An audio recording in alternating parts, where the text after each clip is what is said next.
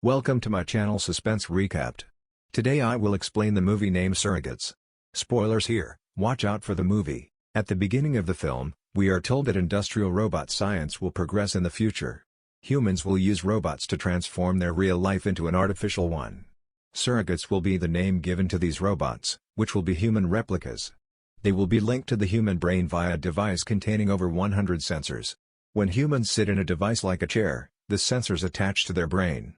As a result, surrogates will be able to perform tasks humans would normally perform.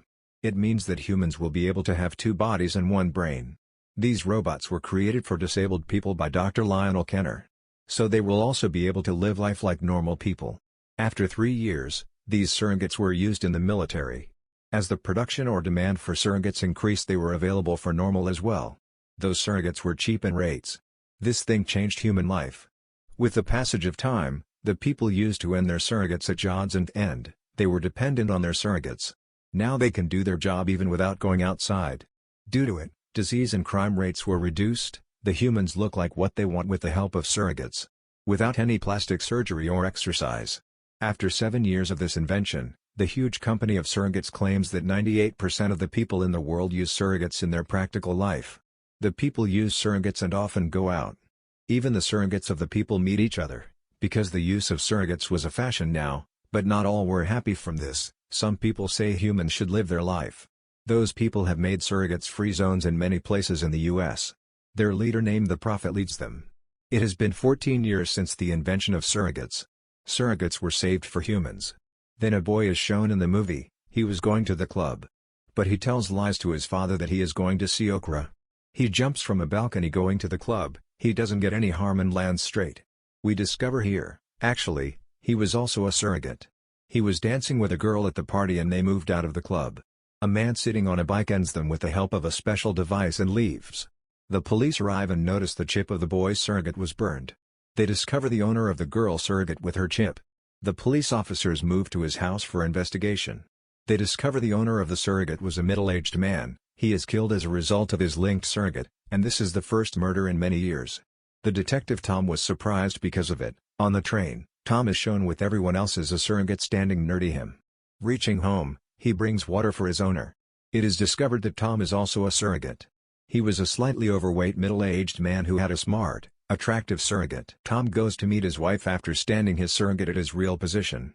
He meets with his wife's surrogate before his wife.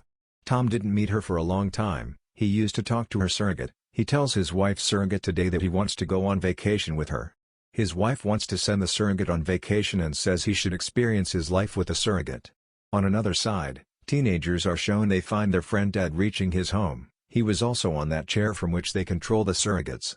The police officers were investigating the murder. They discover whenever any surrogate will end, his owner will also be ended.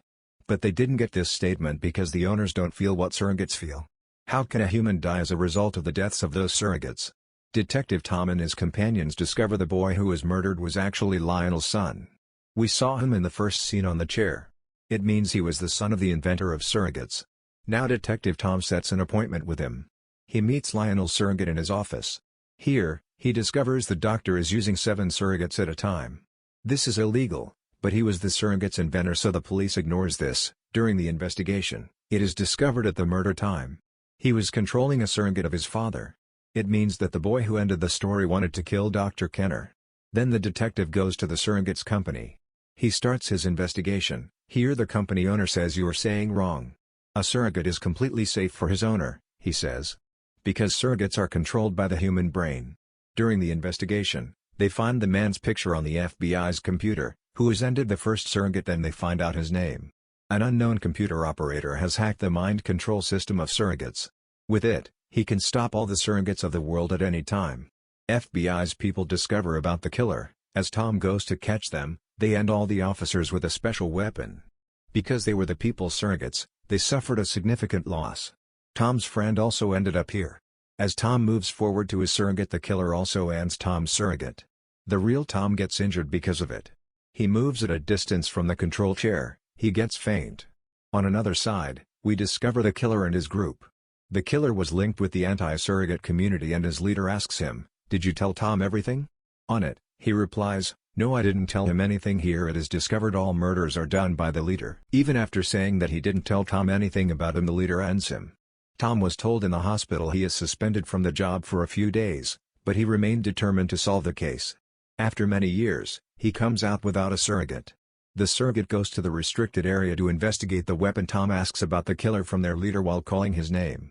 He also shows his picture to him.